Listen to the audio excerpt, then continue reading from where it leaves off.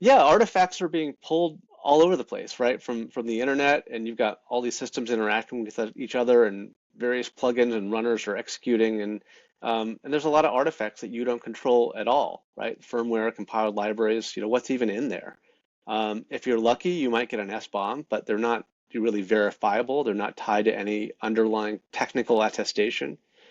Even if you're using an SBOM extension like a VEX that cross-references vulnerability info, those are relying on incomplete vulnerability databases to determine whether to flag something as a security issue. And that leads to all sorts of false positives and false negatives. I mean, if you really want to know what you're running, I mean, this is how we talked about things at Verico in 2006. Like you have to inspect the binary artifact. We foresaw at the time that it was more valuable to look at what comes out of the build and not what goes in. And I think that's still true today. You have to look at what's running because there's so many things that can happen in the build process and the complexity of it.